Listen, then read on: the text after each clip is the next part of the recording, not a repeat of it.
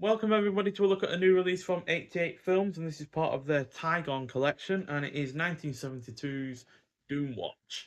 So this is directed by Peter Sasdy, who also did I Don't Want to Be Born, Hands of the Ripper, and The Stone Tape, all of them which were around the same time as this film. And this is a science fiction film, despite the look of it. It's not a horror film, it is a science fiction film, and it clocks in at 92 minutes long. Stars Ian Bannon, who was also in the likes of The Offence, Defense of the Realm, and Fright. Also stars Judy Geeson, who was in the likes of 10 Rillington Place, A Candle for the Devil, and The Executioner, which we've talked about before. That was part of the was it George Peppard box set, yeah. And so the waters surrounding an island become contaminated by chemical dumping, and people who eat fish caught in those waters are becoming deformed and violent. So although this has its issues, I can nonetheless appreciate the themes and the more sensitive approach to how characters approach the tackling of a disease that is ultimately harming people. Although it is a shame that it isn't doing that in a particularly entertaining manner, as some of this is a little bit of a slog to get through. But that said, the cast is on point. The pacing is generally decent. There are some parts, like I said, that are a little bit of a slog, but for the main part, it is well paced. The plot is predominantly engrossing. The makeup effects are decent. The score is solid, and it is seemingly somewhat ahead of its time as far as films go, with its anti-pollution theme. There's one specific line from a scientist that's saying that petrol companies should stop using lead additives, which wouldn't obviously come into force for a few more years after this film. So yeah, that does feel a little bit ahead of its time. Yeah, and I really like the new artwork that this has going on for the slipcover, which is also on the sleeve at the front. The artwork is done by Sean Longmore, and yeah, I really like the look of it. Does make it look like a bit like more like a horror film with the unfortunately deformed people in the background, but it isn't. It's a pure science fiction film, and that's because it's based on a TV series that aired, I think it was between 1970 and 1972, had 37 episodes that were aired, and yeah, this is basically the film adaptation of that TV series. Unfortunately, about 14 of those episodes are currently lost, which is a great deal of a shame, because obviously that's a large proportion of that TV series, but yeah, hopefully they get found, and even hopefully maybe they will get released on DVD or Blu-ray themselves. So yeah, with the release itself though, we get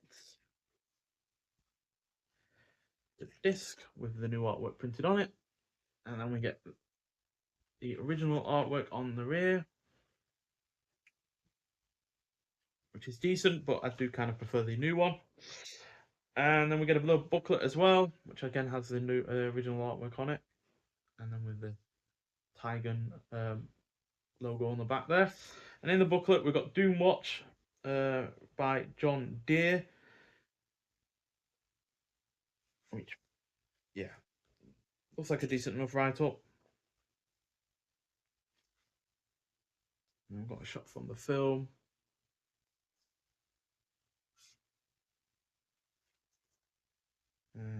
Well, my Xbox has turned off for some reason. And yeah, just more bits basically in the history of the film in terms of the actual film itself and the physical releases it got, like on video. And then more behind the scenes stuff via a newspaper article, which is always interesting to find how people were reacting to the film being made and the reaction that the film had when it was released. So yeah, that's all cool.